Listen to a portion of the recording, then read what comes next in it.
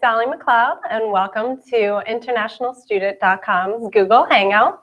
As many of you know, tax season is here, and today we're going to let you in on everything you need to know for filing taxes as an international student inside the U.S.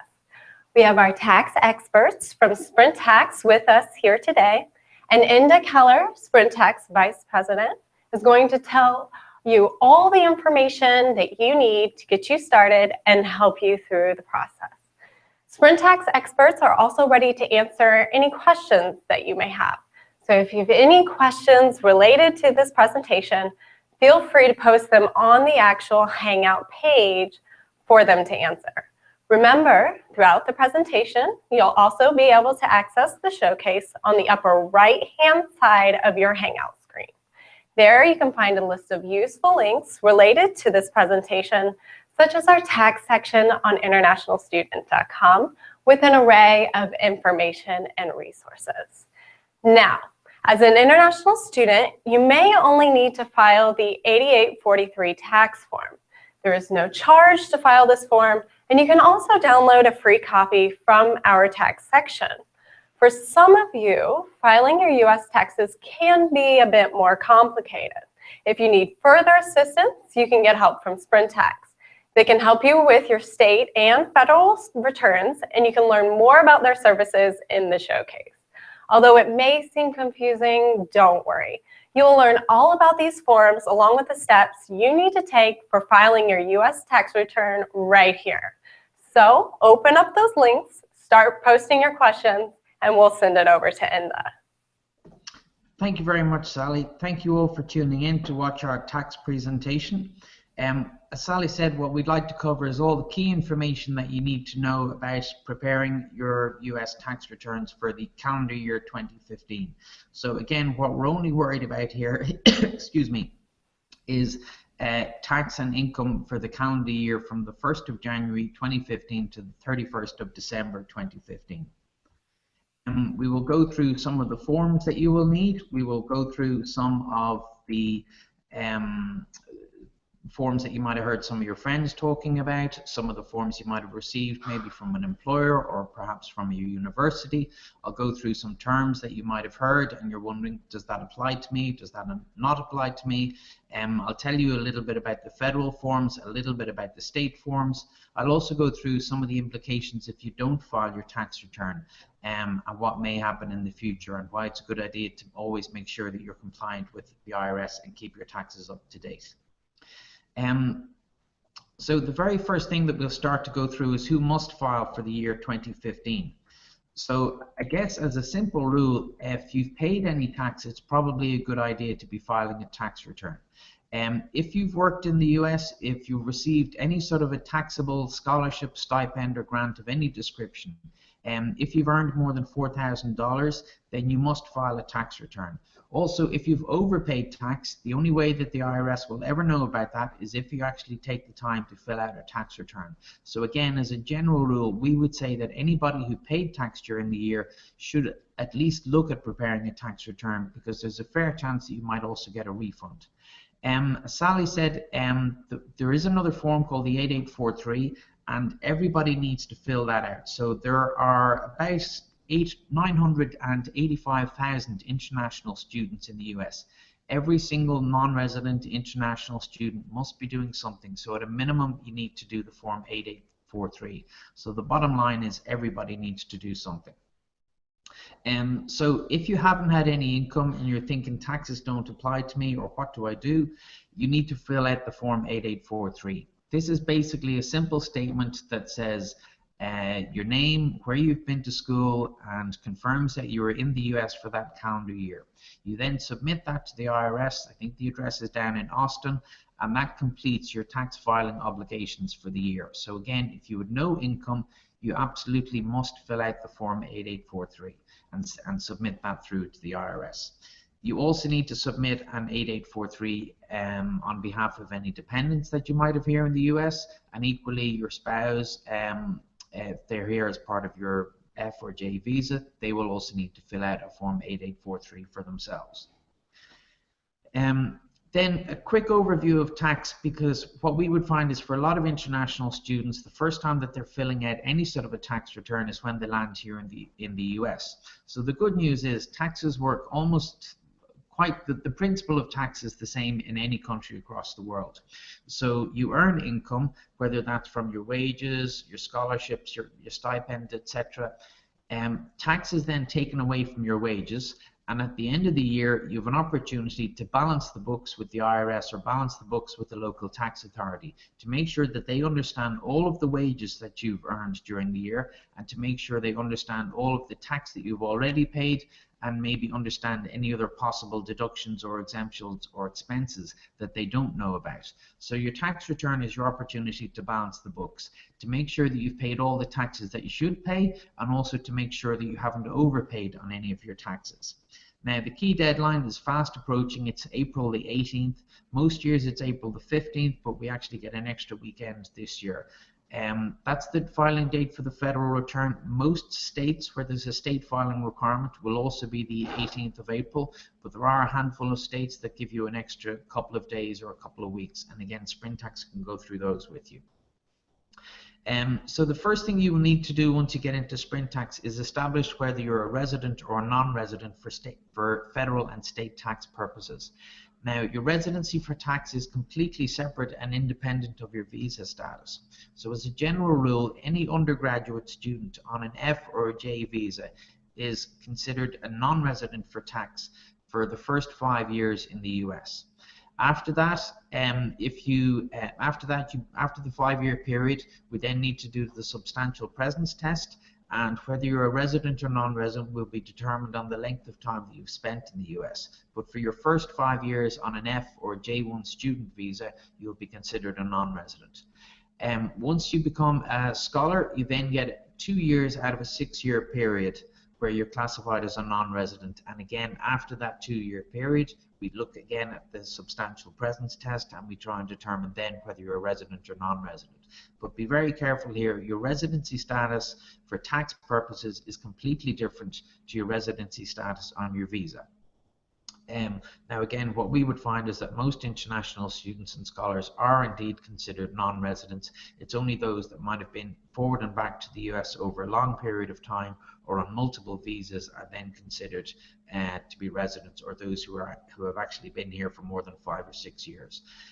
So the first thing we will do within Sprintax is ask you about your visa, ask you about your entry and exit dates, and we will then use that to determine whether you're a resident or non-resident. Once we've figured out that you're a non-resident, we then need to understand your income. Excuse me. And any income that you have received during the calendar year 2015 will have been reported to you on one of 3 different types of documents. The first one is a W-2, which is again what you might hear a lot of your friends talking about. It's a pretty simple document that says, hey, my name is Enda Kelleher, I earned $10,000, I paid $2,000 in federal tax, here is my name and address, here is my employer's name and address. And that information is replicated a couple of times on the form so that you can submit one with your federal, one with your state, and then hold on to another one yourself.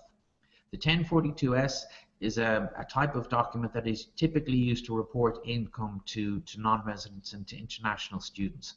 So if you've been in receipt of a scholarship or stipend or fellowship or grant or award or some other type of income, typically this will be reported on your 1042S. Now, if your scholarship is only used for the purpose of your tuition, you will not see any tax withheld on your 1042S. And the only taxes that will be withheld there are for parts of scholarship that were not directly related to your tuition, because tuition is considered to be tax exempt, and it's therefore not considered as income. It's only where perhaps you received a scholarship or stipend towards your living expenses or maybe accommodation expenses that there would actually be tax on it. The third category of income then is the 1099s, and there are multiple types of these. Typically they would cover maybe royalties, interest income, dividend income, maybe government income, or possibly other type of investments that you may have. And again, these would be issued to you by your broker or by your realtor or possibly by your bank to report any other income that you earned and the tax that was also paid on that. So when you go into Sprintax, we will ask you about all of the income that you've received during the calendar year 2015, and it should be reported on any of these documents. If you know that you had income during the calendar year and you haven't received these documents from the company or institution or college that gave you that income, then I'd be contacting them pretty quick to make sure they can send you those documents so that you can then start to prepare your return.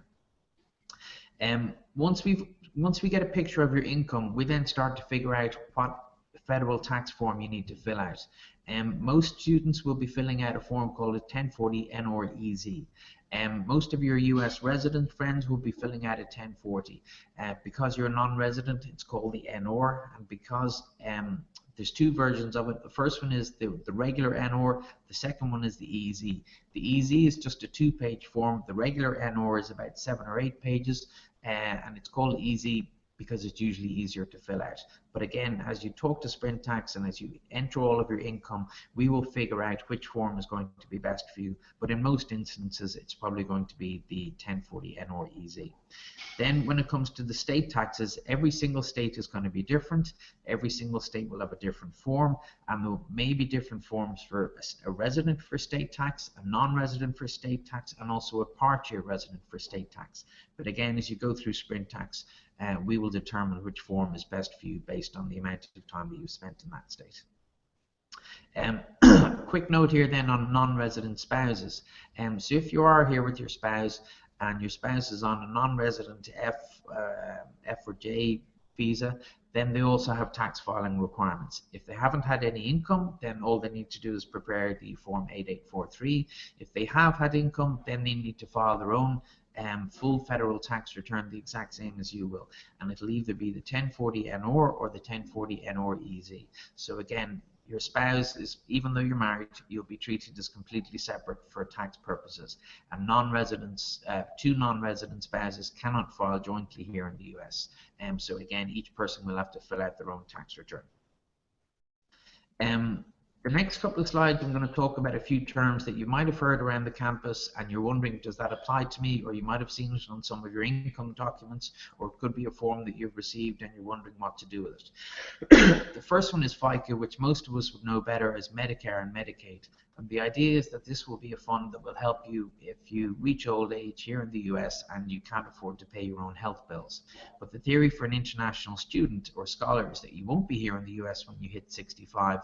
Therefore, you might not get the benefit of paying FICA taxes. So for that reason, non-resident international students and scholars are generally exempt from paying FICA.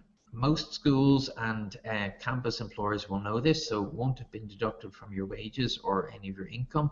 But in some cases, perhaps if you had a job off campus, maybe the employer then didn't realize that you were an international student or a non-resident, and they might have charged you FICA. So if you have been charged FICA, again, Sprintax can help you fill out the form that will help you get your FICA return. The next slide then we will talk about an individual taxpayer identification number. So if you're submitting your 1040 NOR or 1040 NOR-EZ to the IRS, you will need to include either your social security number or your I-10 number. In most cases, if you've been working, you will have received a social security number, so include this. If you're perhaps an athlete and you haven't worked on campus, but you have been in receipt of scholarship and taxable income, you do need to file your tax return with the IRS, so you will need to apply for an I-10. The application process can be pretty tricky because you need to make sure you put every single piece of information in every single correct box, no commas, dots, or dashes in the wrong place, otherwise your application will be rejected. So if it does get rejected, simply follow the instructions from the IRS and resubmit it. The next one then is a Form 1098-T, and there's usually a buzz around the campus about this form.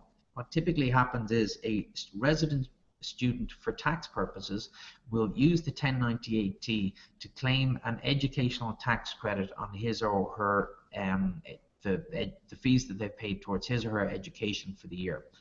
So in my circumstances, I might say take the 1098-T and perhaps give it to my mom or my dad or my aunt or uncle or whoever has helped me pay my college bills for the year. As an international student, you cannot claim the educational tax credit. The 1098-T is normally used to claim the educational tax credit, so effectively for international students, it's kind of a useless document at the moment. I would definitely file it, keep it keep it somewhere safe, look at it in 10 or 15 years time, have a look at what you're earning, have a look at what you spent on your education, and calculate the return on investment. But there's not a huge amount that you can do with your 1098T at the moment. Then the next one then is state tax. So again, Sprintax can help you with your state tax, whether you're doing it anywhere from Maine all the way across to Hawaii. If you, again, similar to the federal tax, if you see that on any of your income documents you have paid some state tax, we would strongly encourage you to at least test Sprintax and see if you're actually due a state tax refund. Last year we found that about 75% of students and scholars who had paid state taxes actually did get a refund. Every single state is going to be different. They will have different criteria at which you must file a return. They will have different tax rates. They will have different tests to see whether you're a resident, a non-resident, or a part-year resident for state tax purposes. But again, once Sprintax asks you all of those questions, we will figure out exactly what document you need to file for that particular state, and then we will populate your state tax return and give you all of the details in terms of where you need to send it, what's the submission date, etc. Next one then is the items that you need to prepare your tax return. So you will need a valid passport or some sort of photo ID. We will also need all of your entry and exit dates in and out of the US. That might sound tricky, but if you go onto i94.gov, you can punch in your details and it'll give you a list of all of your own entry and exit dates into the US. You will also need all the different income documents that you might have received from an employer or multiple employers during the year. We will also need some of the details from your visa, either your I-20 or your DS 2019, and then we will need either your Social Security or your I-10. Quick note here, if the only thing you need to submit is your Form 8843, you do not need an I-10 or a social for that. It will ask you, do you have one? And you can include it if you do have one, but you don't need to go off and seek Social Security or an I-10 just to submit the Form 8843. The other thing we would say to you is, because it's tax, we've invented the 4 C's. So I'd say these are equally important. So you need a comfortable chair. We estimate that most students can get through the system in about 30 minutes. So you're going to be sitting down for a half an hour. I would say have a clear table in front of you so that you can lay out all of your different income documents, your passport, your visa details, so that when our system asks you to enter them, you have the documents clearly laid out in front of you. Then, because it's tax after all, I would say have a strong cup of coffee and a chocolate bar to keep your energy levels up. Couple of questions then that would commonly come up from students or when we do workshops is, what happens if I don't pay my US taxes? Well, I guess if you're actually owed a refund, the only way of ever finding out whether you're owed a refund or not is by filing your taxes. And if you are owed a refund, the only way of receiving that refund is by filing your taxes. So that's one of the main reasons for doing it. The second one then is, we have had examples where somebody has been denied a green card because they look back on their record and found that they didn't pay their taxes while they were here in the US. So again, it could be the case that maybe in 10 or 15 years time you've been working back home and you decide there's an opportunity in the US and you apply for the green card. You don't want the situation where they look at your green card application, see that you were a US student or scholar for a number of years but never filed any taxes. So I would say please make sure you do your taxes to keep your record clean and make sure you don't cut off any options for yourself in the future. If you owe money to the IRS, again, they're a very fair organization. If you owe them money, they just want to make sure that you pay them on time and that everyone pays the right amount. So if you owe them money and you pay and you file your taxes on time, there are absolutely no penalties, liabilities. It keeps your record clean. But if you owe them money and you don't file your taxes, that's when serious penalties and fees start to incur. And if it was seen that over a period of time you deliberately did not file taxes, then I think there could be quite serious implications. So it's not only financially worthwhile in many cases to file your taxes, but it's also the right thing to do, and will also make sure that you keep your record clean and you don't cut yourself off from any options in the future. A couple of tax myths that we've heard from different schools and campuses that we've tried to address during this Hangout is, if someone says, oh, I didn't have a job, I don't need to file a return. I don't need to file any tax forms. Again, that's absolutely wrong. Every single international student and scholar in the US on the non-resident visa side needs to fill out at least form 8843. So that's a minimum that every single student and scholar needs to do.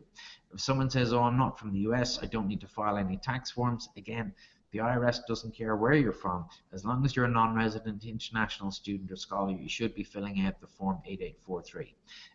If someone says, oh, my country has a tax treaty with the US, I don't pay any taxes. The tax treaty is there to try and minimize the amount of tax that you pay while you're here in the US. It does not mean that you never need to file US taxes. And what we would see is it's often when somebody actually files the US taxes that it's then that the treaty is applied correctly, which will result in a refund for them. So the treaty is definitely there for your benefit. But it does not mean that you never ever have to pay taxes or that you never ever have to file any taxes. If somebody says, oh, I'm not going to bother filing my taxes, the IRS will never find out. My question to you would be, how can you predict the future? How do you know that in 5 or 10 years time you won't be looking for a green card and that you will submit your application and that they will then talk to the IRS to make sure that while you were here for your period of study that you did fulfill all of your filing obligations? So I do think that it'll catch up at some stage if you don't. And we have seen instances where somebody's green card has been refused for that. So I would say don't do anything silly that will cut yourself off from options in the future. Quick note as well, then we've heard about a few tax scams, people being called up to say that they owe additional money on their taxes and they need to pay it into an account within a very, very tight time frame. Again, the IRS are a very fair organization. If you owe the money, they will write to you. They will give you a period of 3 or 4 weeks to, I think 3 weeks to respond back if you think that their information is inaccurate or if you think that circumstances have changed. They will never, ever, ever send threatening letters like that or phone calls like that. They will always give you the opportunity to communicate with them. So if you ever do hear of somebody getting a phone call from the IRS saying that they need to pay the money very, very quickly, know that that's a scam. I would report it to your international office. I would also report it to the IRS and probably try and report it to the cops as well. But it's definitely a scam. Timelines for a refund. If you read the small print on the IRS website, they actually give themselves up to 6 months to produce a non-resident refund. Unfortunately, as non-residents, we are not allowed e-files, so everything has to be filed by paper. So they do give themselves a period of 6 months to produce the returns. Now, what we would see is that a lot of residents, or sorry, I beg your pardon, a lot of non-residents will start to see the returns maybe from 6 to 8 weeks afterwards. But that's not a fixed rule by any means. The IRS allow themselves up to 6 months. What I would say is once you've submitted, I would probably follow up every 2 or 3 weeks to make sure that something is actually happening with your application or with your tax return. And there is a specific part of their website called Where's My Refund on the IRS site, and you can go there, enter your details, and they will give you an update on the status of your refund. Another note here, last year there was significant delays for students and scholars who had 1042S income. Again, this was typically a scholarship or a stipend of some description, and there was additional auditing of those returns by the IRS, which caused significant delays in issuing those refunds to the international students and scholars. Unfortunately, I would expect the circumstances to be similar this year. So I would say if you do have 1042S income, definitely it's going to take longer than at least longer than the 6 to 8 weeks, and could possibly take up to 6 months to produce your return. Then moving on, other common questions. If I received money from a relative overseas, what do I do? So if you receive money from a relative, a government body, a sponsorship body, or anybody like that, there are no US tax implications. The IRS are only interested in US source income. So if you've been receiving money from abroad, whether it's personal money from a family or through government sponsorship or another sponsorship agency, as long as it's from outside of the US, there are no US tax implications. If you're looking at this thinking, oops, I never filed for 2014, what do I do? Don't panic. You can use this. You can use Sprintax to go back and file 2014, 2013, and we can also help you with previous years. So I would take this opportunity to catch up on any years that you have missed. Could also be the case that you're actually due a refund for some of those years.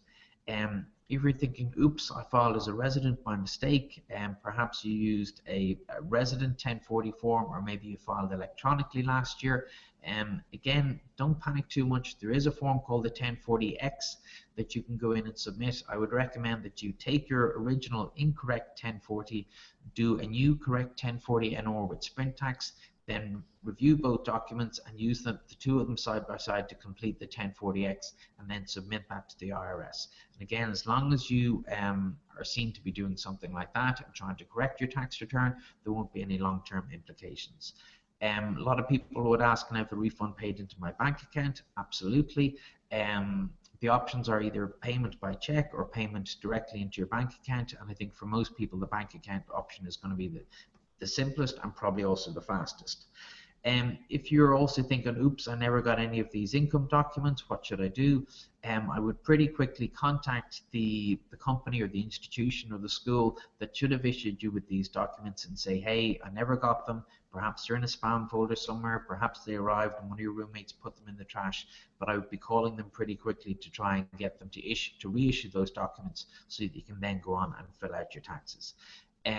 If you're wondering, can you e-file? Unfortunately, as non-residents, we're not allowed e-file, and that's not just students and scholars, it's a whole load of other categories of non-residents. Only US residents for tax purposes can file electronically. I'll briefly go through some of the stats that we have on student behavior from last year. So again, there was almost a million international students in the US. Every single one of those has a filing obligation. We helped about 32,000 students last year. This year we're probably tracking up at around 60,000 students. There is also quite a large gap in terms of the students that are not filing. So again, I think there's a lot of students who are not filing, who perhaps aren't getting the benefits of any refunds that they're due,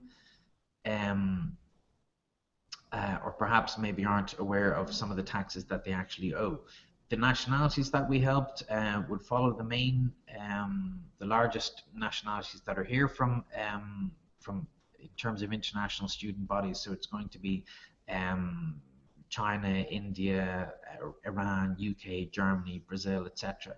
But in total last year we helped students from about 180 different countries. So I would say whatever your circumstances are, we've probably helped somebody in very similar circumstances before. Again, last year we covered every single state. We would have had a lot of people that had to do only one state return. We would have had about 10% of people have worked in more than one state or have earned income in more than one state. So again, you're able to do multiple state returns with Sprintax. This is where it also starts to get interesting. Not every single person is due a refund, and everything will be due on your own. It will be based on your own personal circumstances. We would see quite a lot of instances where two students from the same town back home on the same visa, perhaps studying the same course, will both be treated differently for tax purposes. So I would say be very, very careful in terms of trying to copy what your friends may or may not have done. But when we did look at some of our averages last year, we found that the average federal refund for our international students and scholars was $937, and when we looked at the state side, it was $315. We would have seen about 2 out of 3 international students and scholars actually received a refund, and then about 75% of those who did a state return would have received a refund. So it's definitely worth your while to file. On Sprintax, we've also got a live chat feature, so as you're going through the system, if you've got any question, maybe about the system or possibly a tax question, we will try and help you through our live chat. Last year, about 2/3 of our customers were able to get through the system without having to ask us for help, but again, the live chat is there as an option, so please use it if you do have any tax questions. That, I think, kind of wraps things up. In terms of the demo, I would recommend that you go on to the internationalstudent.com tax section. They've actually got very, very good tax information there. I would say read that before you log into Sprintax. It'll give you a good feel for the information that you will need to include and for why you're doing these taxes. We've also got a link to our own Sprintax demo video, so I would say once you've gone through the site, then click on the Sprintax logo to get started. You will do your registration details. We'll then start asking you all the other questions that we've gone through in this presentation in terms of your residency, your income, your state details, and then we will start to prepare your taxes. So the deadline is fast approaching. I would say please make use of the next few days to make sure you get your taxes done on time. Thank you for visiting our Hangout, and thank you very much for using Sprintax. All right. Thanks so much, Enda, for all of your wonderful insight and breaking down what can often be a very confusing topic. And thanks to all of you for joining us. For more information about filing your taxes or to contact Sprintax directly, visit our tax section on internationalstudent.com. That's internationalstudent.com/tax. Thanks again, and best of luck to all of you. Goodbye. Thank you.